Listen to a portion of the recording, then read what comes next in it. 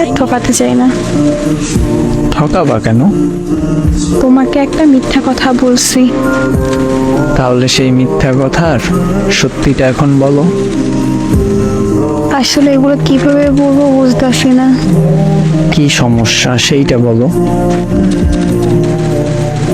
আমি আমাদের কলেজের একটা ছেলেকে অনেক পছন্দ করি। আর মিথ্যা কথা বলছি এইটা, এই ফোনটা আমার কাছেই থাকে সব সময়। আমি ওই ছেলের সাথে সব সময় কথা বলি। নিজের অজান্তে ওরা অনেকটা ভালোবেসে বলছি। গতকাল আমি ওরে বলছি সব ঘটনা। ও আমার সাথে সম্পর্ক করার জন্য রাজি হয়েছে। তাই বুকে অনেক হাউস নিয়ে তোমাকে আমি এসব বলতে আসছি। তোমার কথা শুনে হারিয়ে গেছিলাম।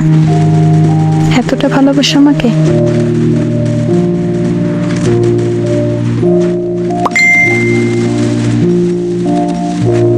ক্ষমা করে দিও আমাকে। একটা কথা কি জানো, মানুষ ঠকিয়ে কখনো ভালো থাকা যায় না।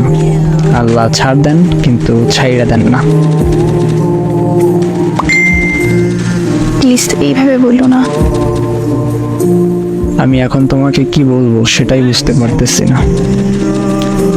এমনও মানুষ হয়। আচ্ছা, আমার কমতি ছিল কোথায়? জানি না। তোমার অনেক চাহিদা ছিল যেগুলো আমি পূরণ করতে পারতাম না, সেটাই তো। এমন ভাবে বললো না প্লিজ। সত্যি কথা মুখে আটকায় না। যাই হোক, ভালো থেকো যদি পারো আর কি।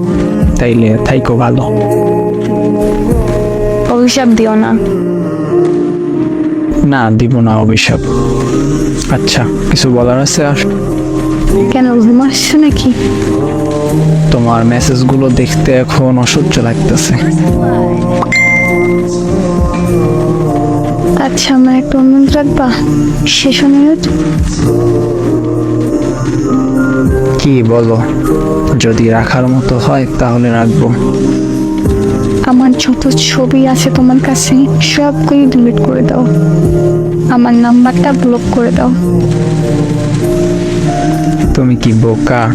তোমার মনে হয় তোমার ছবি, তোমার নাম্বার আমার কাছে থাকবে? সব মুছে ফেলবো এখনই। আমার শহরে বেঈমান প্রবেশ নিষেধ। Good bye.